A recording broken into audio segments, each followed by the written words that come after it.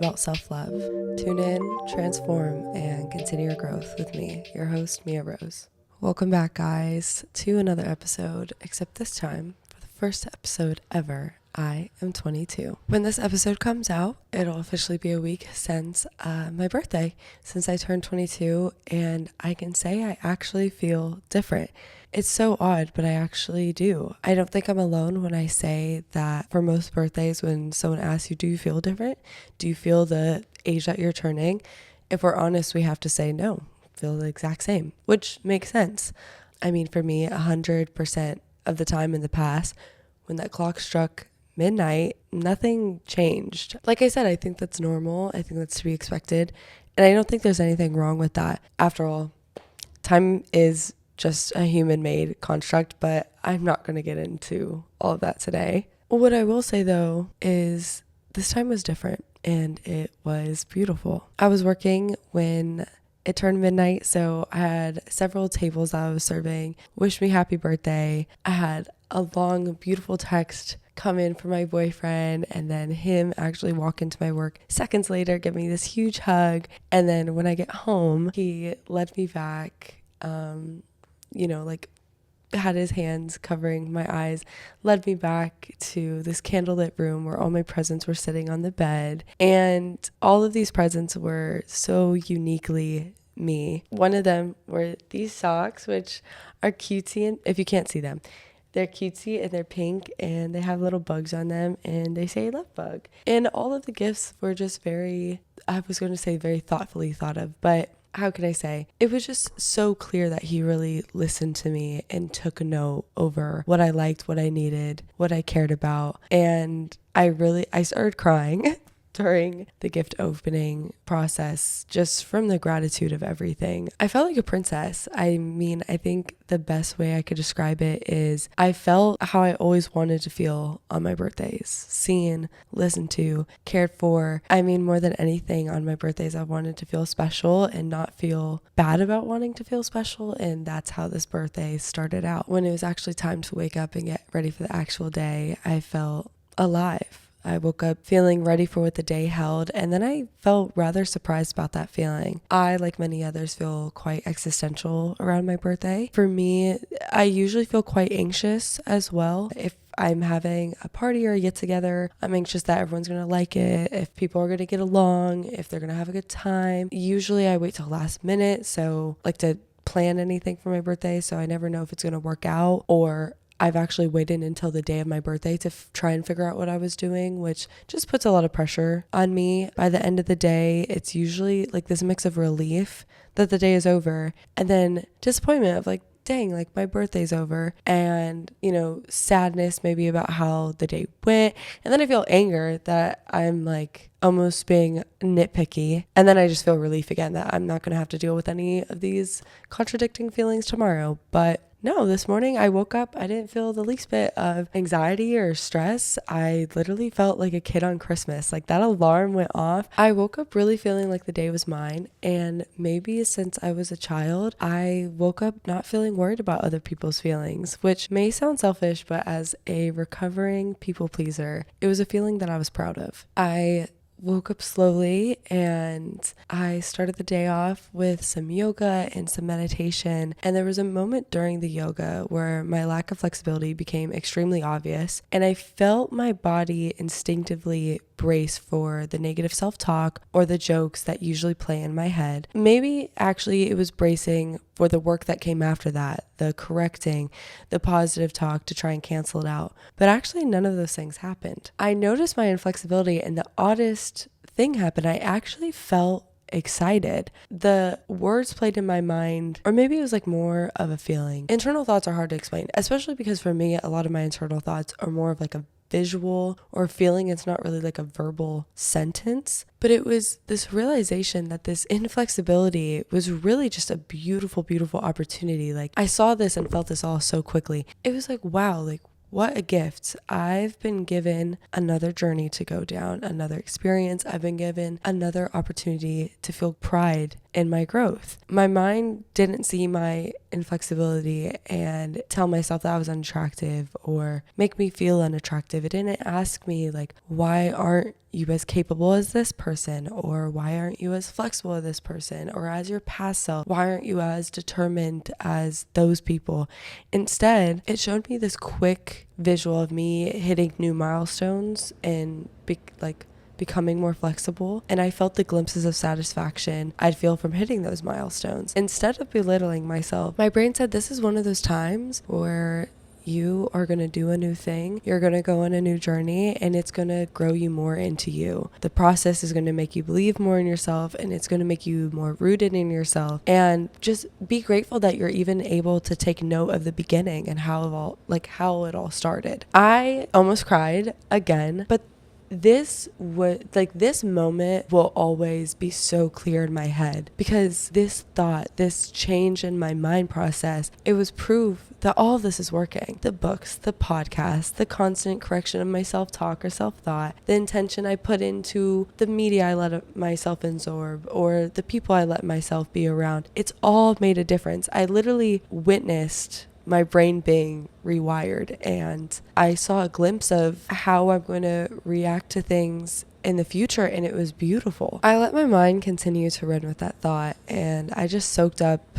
the comfort of this mind frame and the belief of myself and the belief of the future. This moment also helped me realize I'd found my misogi for the year, doing the splits. Now, if this is the first episode that you're tuning into, welcome, but let me explain. The concept is something I shared in episode 1. It's extremely interesting, and it's a special Japanese tradition I encourage you to learn more about, but for the sake of time, I'll explain it as a new challenge that you take on every year that forces you to grow. It's a year-defining thing. It's something that you'll always be able to remember and associate that year with. So in 2023, I quit vaping. In 2024, I started this podcast. In 2025, I will learn to do the splits. I know to some of you it may sound dumb or maybe not challenging enough. I know when I first learned about the challenge of the misogi, I thought of climbing Mount Everest or running a marathon or learning violin. But now I understand the process is uniquely yours. Only you know what you could take on, what's going to push you to face your fears, what's going to help you understand yourself further, and who could really tell you what you're capable of or what you need or what's good enough. So by the end of 2025, I'll be able to do the splits. As of right now, I'm only aiming for the front split, but if that is something I complete, then I will take on the side splits. I think this is a perfect challenge for actually so many reasons. For one, it's something I've wanted to do for a really long time,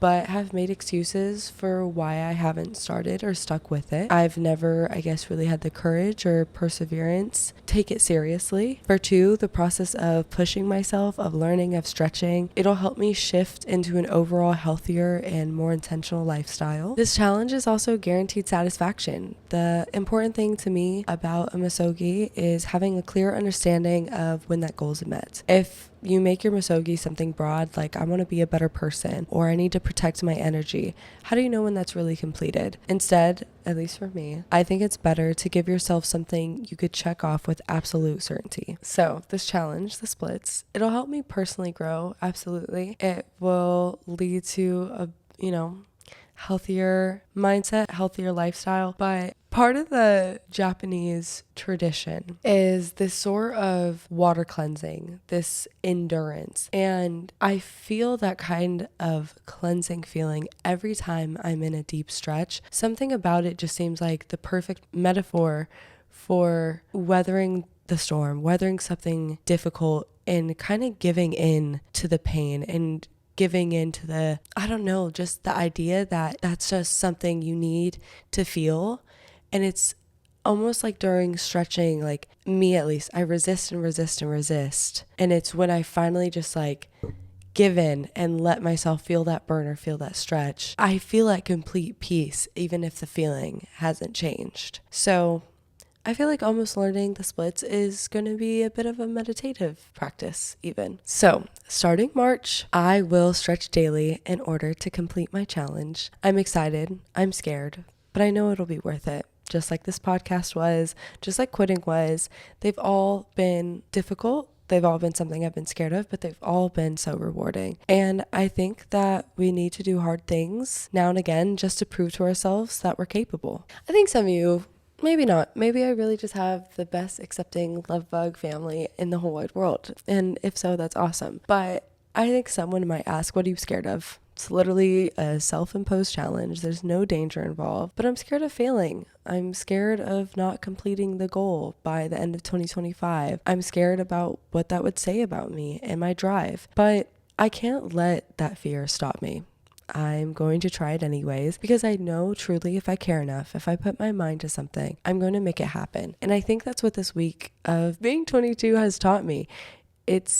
I think that's what the lesson of this year is going to be about. It's obvious, but I think for the first time, it's really settling in how much power over my life I have and how much power over my future I have. I have the power to change. I have the power to shift. There's so many different routes I can take. It's an electrifying revelation, but it's absolutely paralyzing. It kind of feels like if anyone's seen Rick and Morty and he has the headset that'll show him the future and it's difficult for him to move or talk or walk because he's constantly being shown how that'll change his future. And to kind of all of a sudden just realize I have all this power in my hands. It's a little bit what it feels like because any split decision or choice or conversation might change my life and the route of my life forever. Growing up for most of us, especially if you had helicopter parents, a lot of life is chosen for you. Your home, your school, your sports, your hobbies, maybe even your clothes or your friends, maybe even your future partner. Then, for most of us, we get out on our own,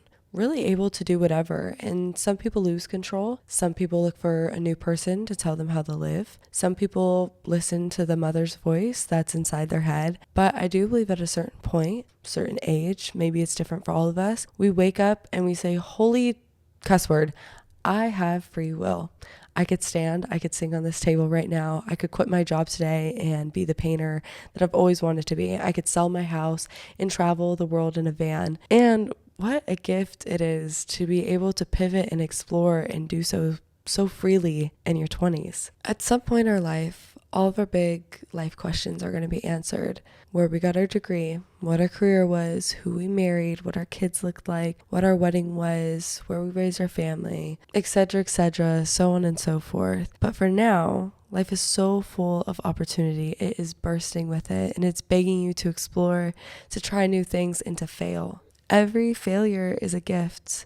Every area of ineptitude is a gift. It's a chance to learn more about where you're going, to get closer to who you want to be, and to having the life that you want. This week, for some odd reason, has really shown me that nothing is promised. If I don't work out or eat healthy, I'm not promised to look the way now or have my body show up for me the way it does now. And if I do work out and eat healthy, it's still not promised. So I don't want to wait to love myself. I don't want to wait to love myself where I am right now. I don't want you to wait to look back on these times, to love yourself, to love how you look. The future and our health isn't promised. So I don't want to keep putting off that hiking trip. I don't want you to keep putting off whatever activity it is that you're capable of doing right now. This year is showing me that I need to take it all in. I need to say yes to actively living. I need to also continue to remind myself to say yes to doing what's best for me because no one else is going to make those things happen. I touched on briefly in last episode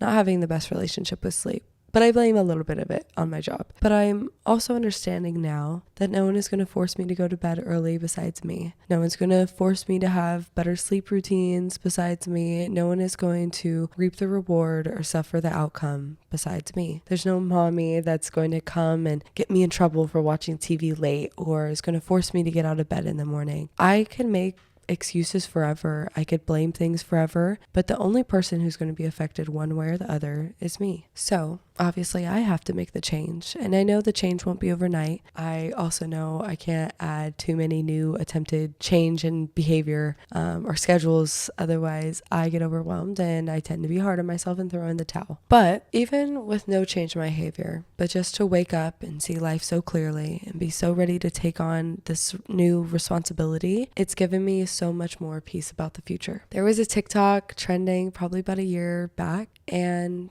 it was lovely, and it just shared that on your birthday you are not only the age you're turning, but you're also every age and every version that's come before it.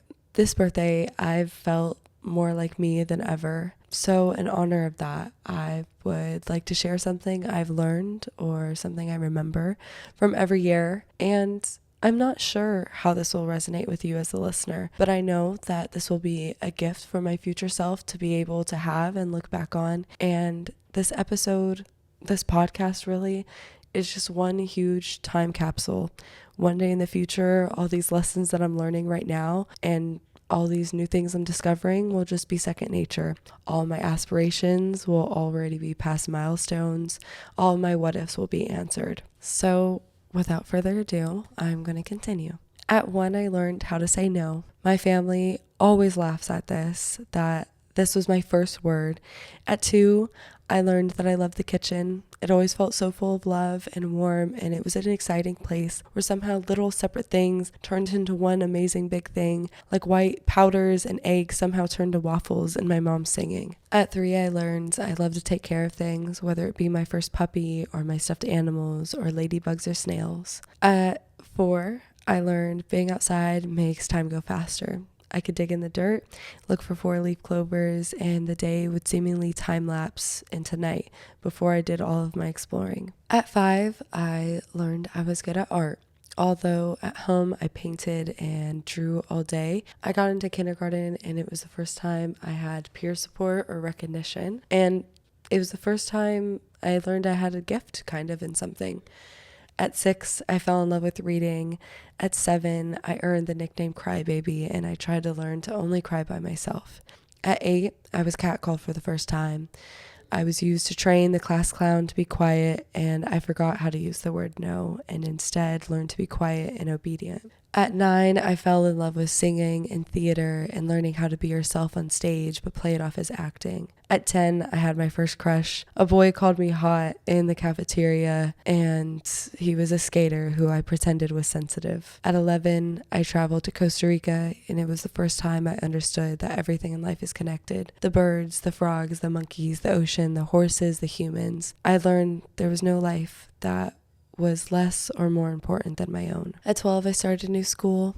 I learned what aliens must feel like, or maybe zoo animals. I tried to remember how to stand and walk even though people are staring and whispering.